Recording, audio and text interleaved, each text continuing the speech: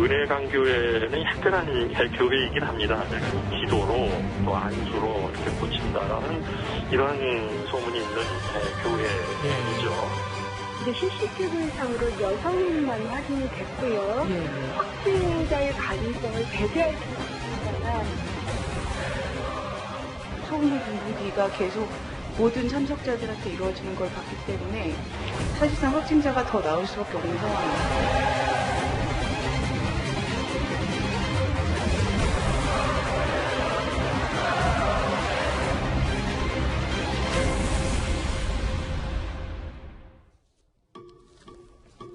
예, 오늘 뉴스 탑10은 여기부터입니다.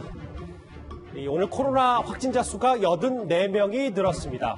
그러니까 연일 두 자릿수니까요. 비교적 안정권에 접어들었다라고 생각할 수 있겠지만요. 자세히 들여다보면 이 수도권 확진자가 44명으로 이 대구 경북 지역보다 많아졌습니다. 이 수도권 확산세의 중심엔 신도들의 입에 소금물을 분사하며 적지 않은 충격을 던져준 은혜의강 교회가 있습니다. 은혜의강 교회에서 3월 9일부터 현재까지 총 47명의 확진 환자가 확인되어서 경기도의 경우에는 그래프 상으로도 그렇고 많은 증가가 있는 것이 사실입니다. 하루에 한 지자체에서도 30건이 넘는 사례가 발생을 했다는 것이 그렇게 무덤덤하게 받아들일 수 있는 상황은 절대 아닙니다. 수도권은 인구 밀도가 높고 유동인구가 많으며 과밀 시설이 집중되어 있어서 감염 확산에 대한 대응이 더욱 중요한 상황입니다. 이제부터는 이 소식 차분히 하나하나씩 짚어봐야 될 것 같습니다. 총 52명의 확진자가 나온 성남 은혜의강 교회 이현정 의원님. 네. 은혜의강 교회가 이제 수도권 경기도에 있기 때문에 오늘 확진자 수를 좀 보니까 이제 대구 경북보다 수도권이 더 많아졌습니다. 이제 수도권 방역에 좀 더 집중을 해야 되겠네요. 그렇죠. 지금 뭐 확연하게 대구 경북 같은 경우는 이제 확진자 숫자가 많이 줄어들고 있어요. 아무래도 이제 신천지 교인들에 대한 이제 그게 끝났기 때문에 상당히 숫자가 줄어들고 있는 것 추세를 볼 수 있는데 예. 반면에 지금 수도권이 상당히 지금 문제가 되고 있습니다. 기억하시겠지만 우리가 이 확진자들이 처음에 늘어갈 때 한두 명 늘어갈 때도 뭐 상당히 놀랐는데 문제는 31번 환자가 나오면서 급격히 우상향 곡선을 그리면서 거의 뭐 직각 형태로 올라갔지 않습니까? 예. 그게 뭐냐면 바로 이 질환, 이 감염병의 특성이라고 할 수가 있겠는데요. 결국은 한 명의 환자가 정말 엄청난 전파력을 가지고 있다는 걸 우리가 경험을 해왔지 않습니까? 그렇죠. 특히 이제 걱정되는 게 뭐냐면 이 수도권에는 2,600만이 밀집해 살고 있습니다. 하루에도 수십만 명, 뭐 수백만 명이 지하철을 통해서 이동하고 있고요. 그리고 지금 은혜의강 교회 같은 경우도 저기 신도가 주변 분들뿐만 아니라 거의 뭐 서울과 그다음에 인천, 경기 지역에 다 뿔뿔이 사시는 분들이 감염이 돼서 또 그 지역에 2차, 3차 감염들을 일으키고 있는 상황이거든요. 그렇기 때문에 소규모 집단 감염이라는 게 얼마나 무서운가를 이제 보여주고 있는 것인데 문제는 이 수도권에서 지금 브로콜 센터, 그다음에 은혜강 등등 이런 소규모의 어떤 집단 감염 이것이 상당히 지금 주목되고 있는 상황입니다. 맞아요. 이 소규모 산발적 집단 감염이 대규모로 번질 수도 있기 때문에 보건당국 특히 긴장하고 있습니다. 그리고 또 이 밀폐된 공간에서 예배를 보는 종교시설의 우려도 점점 커지고 있습니다.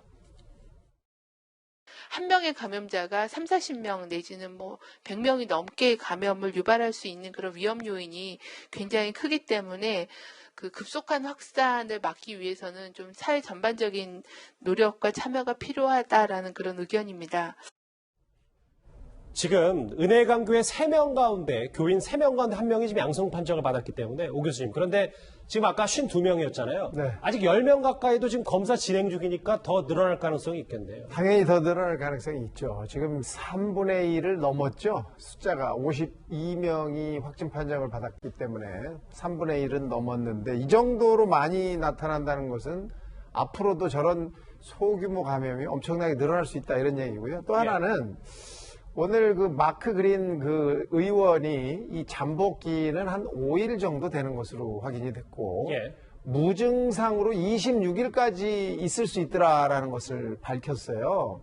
그래서 이분이 지금 증상이 없는 상태, 즉 바이러스는 가지고 있지만 증상은 전혀 없는 상태로 26일까지 간다고 하면 이 지금 내가 누군지 모르죠. 내가 지금 감염됐는지 모르는 상태에서 26일 동안 다른 사람한테 감염을 시킬 수 있다는 얘기거든요. 그러니까 최대한 길게 보면 그렇다는 거지만. 그러니까 거의 한 달 가까이 잠복기가 잠복기가 아니라 무증상 상태로 있는 거죠. 발열이나 뭐 인후통 이런 거 없이도 전혀 증상이 없는 상태로 26일까지 갈 수 있다는 거니까 무증상으로 다른 사람한테 감염을 시킬 수 있는 그런 확률이 굉장히 높다는 거거든요. 그렇기 때문에 지금 이런 소규모 집단 감염이 나오면 앞으로도 또 다른 곳에서 이런 일이 생길 수 있는 것이 아주 굉장히 위험성 있게 있다는 거죠. 지금 상황 핵심은 수도권 소규모 그리고 산발적 집단 감염입니다. 그리고 제 옆에 지금 영상 나오잖아요. 여러분도 이제 잘 아시겠죠. 충격적인 이 장면. 은혜강교회 바이러스의 확산 주범으로 꼽히고 있는 게 바로 이 소금물 분무기를 입에 뿌린 이 엉터리 소독법일 텐데요. 이제 누가 뿌린 건지도 오늘 새롭게 알려졌습니다. 소독을 위해 분무기로 소금물을 사용하는 등 잘못된 정보가 감염의 위험성을 더 키울 수 있다는 점을 보여주는 사례입니다. 이제 CCTV상으로 여성인만 확인이 됐고요. 확진자의 가능성을 배제할 수는 없습니다만. 은수미 성남시장이 CCTV상으로는 여성인 것만 확인했다고 했는데 지금 알려지기로는요. 보신 것처럼 오 교수님, 이 은혜강 목사의 아내로 지금 밝혀졌습니다. 네, 확인이 됐죠. 본인이 말씀을 했다고 얘기 들었는데 이 소금물을 왜 뿌리셨냐. 이게 아마 이제 소금물이 소독을 하는 것으로 생각을 했던 모양이죠. 이건 정말 잘못된 내용인데. 그럼요. 그 다음에 두 번째는 이분이 이 확진된 이후 15일 날 확진이 됐는데 사실 그 전에 무증상 확진자였을 가능성 또는 무증상이면서 이미 감염이 돼 있었을 가능성을 본다면 1일과 9일에 당연히 감염된 상태에서 신도들한테 이런 일을 했다는 거거든요. 그러면 이 일을 할 때 그냥 바로 뿌리는 것이 아니라 자, 입 벌리세요. 뭐 이런 대화를 서로 해야 되는 상황이고 이분 입에서는 이미 비말이 나오고 있는 상황이고 본인의 손이나 또는 신체 어느 부분에는 다 바이러스가 묻어 있는 상황일 텐데 그런 상황에서 모든 신도들의 입에다가 이걸 분무를 해줬다는 것은 뭐 바이러스를 그냥 그대로 한 사람 한 사람 다 심어준 거나 마찬가지인 거죠. 그래서 지금 신도들이 확진이 안 됐다 하더라도 시간이 지나면서 또다시 확진자가 나올 가능성도 또 있는 거거든요. 오 교수님, 그런데 이 소금물 분무기 자체도 소독을 하지 않았다고 전해지고 있거든요. 그걸 소독을 어떻게 하겠습니까? 사실 분무기 소독을 하는 방법이나 알겠습니까? 그러니까 정말 참 말도 안 되는 일을 하신 거죠. 그 신도들이 저런 것을 하고 나서 나는 괜찮아졌다라는 그 자신감을 가지고 안정감을 가지고 더 큰 소리로 더 많은 비말을 뿜어냈을 가능성이 높기 때문에 앞으로도 저런 일은 어디서도 일어나서는 안 될 거로 생각합니다. 그런데 일단 우려가 현실이 되긴 됐어요. 그러면 이 소금물 아이디어는 도대체 어디서 나왔을까요? 어제 경기도는 잘못된 정보, 그러니까 가짜뉴스라고 판단을 했습니다. 소금물이 코로나 바이러스에 좋다라는 잘못된 정보 때문에 잘못된 인포메이션 때문에 생기는 에피데믹, 유행이라고 할 수 있습니다. 그런데 장혜찬 평론가님, 뭐 화면도 잠깐 나왔지만 실제로 이런 가짜뉴스가 온라인상에 이 소금물을 뿌리면 소독이 된다라는 게 있긴 있나 보더라고요. 네, 일단 이 은혜강 교회 담임 목사 같은 경우도 언론과의 취재에서 소금물이 4% 정도 되면 민간요법에서는 살균제로 알고 있었다고 말을 했고요. 실제 온라인 사이트나 인터넷 카페 같은 곳을 가보니 지구상의 모든 바이러스가 0.9% 염도의 소금물에서는 존재할 수 없다는 게 입증됐다. 내 몸의 염도를 0.9% 이상으로 유지하면 바이러스로부터 안전하다는 내용의 글이 확산되고 있었습니다. 이 글의 출처가 인체와 소금 KKD라고 되어 있는데 이 단체가 뭐 하는 단체인지도 알려지지 않았고요. 원문이 정확히 어디로 나왔는지 근거 또한 확실하지 않습니다. 그런 상태에서 무분별하게 퍼지다 보니 과학적 상식이 부족한 일반인 같은 경우는 잘 알지 못한 채 소금물을 먹거나 뿌리면 바이러스에서 내 몸을 지킬 수 있구나라고 착각하기 참 쉬운 것 같아요. 그래서 이런 감염병이 퍼질 때 특히나 대중들을 대상으로 무차별적으로 퍼질 때는 가짜뉴스를 분별해주는 정확한 정보 전달도 우리 방역당국에서 신경을 써야 될 그런 부분인 것 같습니다. 목사의 얘기, 어제 한 언론 보도를 통해서 나왔던 이 해명을 두고도 여러 말들이 많은데 이 소금을 뿌리는 거 교수님 정리해 볼게요. 그러니까 어쨌든 코로나든 무슨 감염병이든 민간에서 전문 의료진 아니고 뭐 어떤 방법을 써도 할 수 있는 게 아무것도 없는 거죠. 그렇죠. 이제 소금물을 뿌린다는 게 말이 되는 게 아니죠. 물론 저기 뭐 소금물을 뿌려서 우리가 입을 헹구면 사실은 뭐 입을 헹구는 정도의 효과는 있겠죠. 하지만 그게 바이러스를 죽인다? 그럴 일은 없고요. 바이러스는 또 살아있는 세포 속에만 삽니다. 소금물 안에는 없죠. 예. 살아있는 세포 속에 살아요. 내가 비말을 뿜으면, 침방울을 뿌리면 그 침방울이 내 호흡기로 들어가서 호흡기 세포에 가서 사는 건데 그걸 입에다가 소금물을 조금 뿜어놨다고 그 바이러스가 들어가는 걸 어떻게 막습니까? 이건 말도 안 되는 일이니까 절대로 민간요법에서 살균제와 또 바이러스는 또 다른 얘기인데 전혀 다른 얘기를 하고 있는 겁니다. 속지 않으셔야 돼요. 병원부터 빨리 갔었어야 되고 1차적으로는 당시 예배를 강행하지 않았어야죠. 네네. 알겠습니다. 자, 그런데요, 이 가짜뉴스에 발목이 단단히 잡힌 은혜강 교회 담임 목사는요, 과거에는 신천지와 같은 뭐 기성교단이 이단이라고 여기고 있는 이 대응 사역 활동을 펼쳐왔던 것으로 알려졌습니다. 사죄의 일을 위해서 여러분들에게 엎드려 사죄를 구하겠습니다.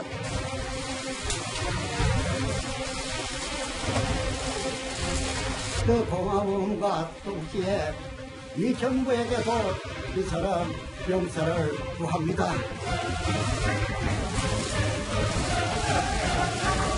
우리 개인의 일이기 전에 재앙입니다.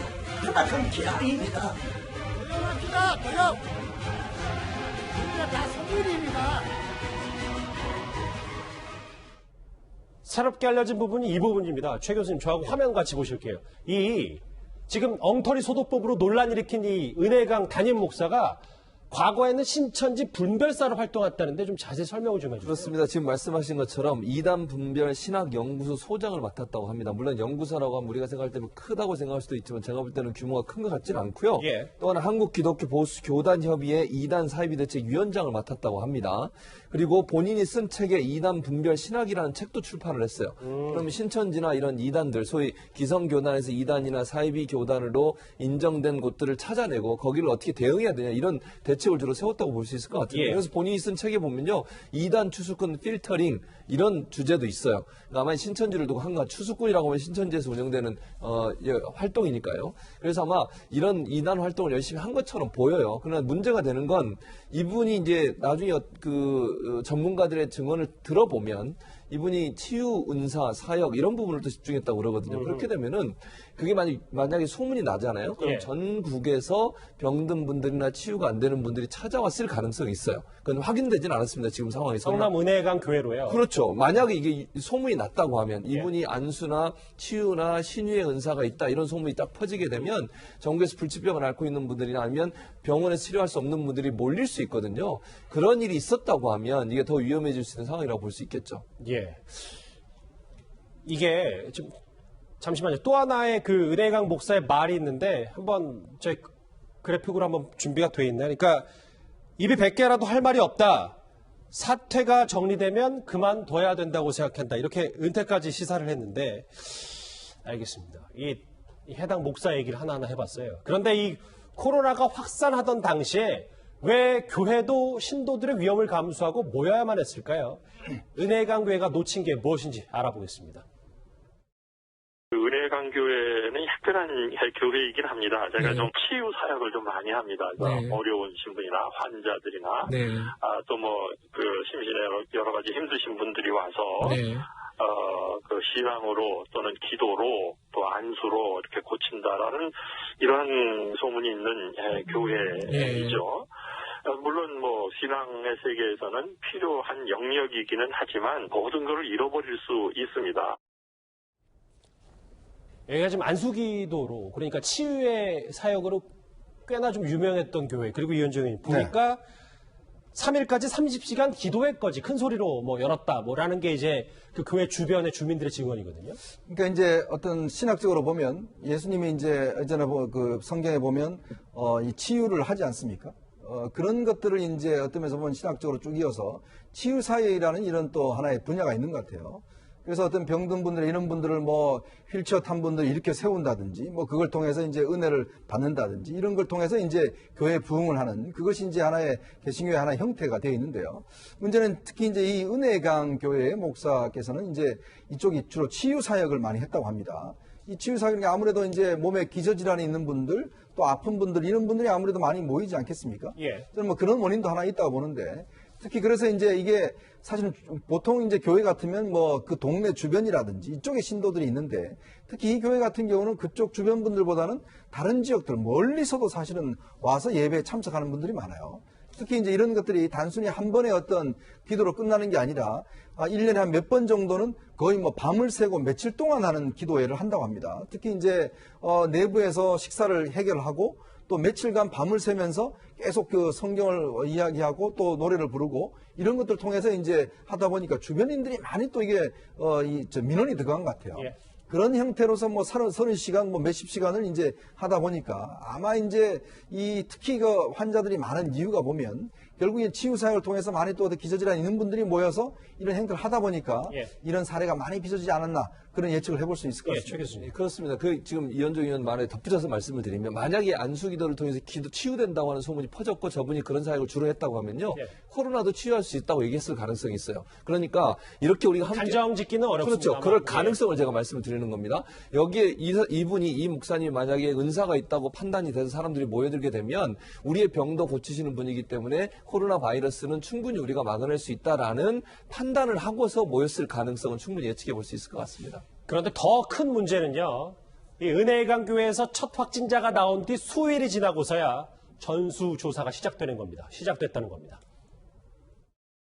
3월 9일 날 첫 확진자가 처음에 은혜강으로 확인된 게 아니고요. 광진구로부터 이관을 받았어요. 그 동선을 확인하는 과정에서 이게 은혜강과 연결이 돼 있구나. 그래서 3월 11일 날 동선 파악을 시작을 했고요.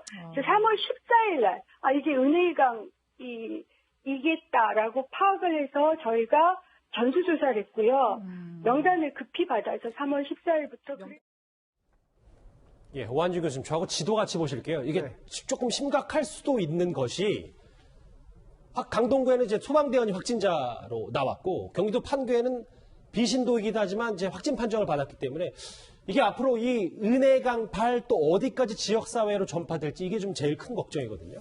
그렇습니다. 사실 이 코로나19라는 이 바이러스가 워낙에 이 확산 속도가 빠르고 감염의 위험성이 워낙 높다 보니까 이게 한 명만 있어도 다른 사람들한테 전파할 수 있는 능력이 엄청나게 크거든요. 뿐만 아니라 증상이 나타나기 전에 무증상으로 바이러스를 갖고 있는 기간도 상당히 길어서 이분들이 이미 걸린 상태에서 증상이 나타나지 않고 계속해서 여기저기로 왔다 갔다 한 것이 아니냐 이렇게 생각이 된다면 앞으로 이 똑같은 이런 상황, 즉 이 은혜강이라는 교회가 아니라도 다른 곳에 모여서 있는 이런 소규모 집단 감염이 여기저기에서 지금 뭐 강동구나 경기도 판교나 뭐 온 군데에서 다 일어날 수 있지 않겠느냐. 그래서 이분들에 대한 확실하고도 깨끗한 추적이 필요하다. 이분들의 어떤 증상이 있는지 또는 이분들과 만난 사람들이 누군지 어느 장소에 갔는지를 정확히 확인해서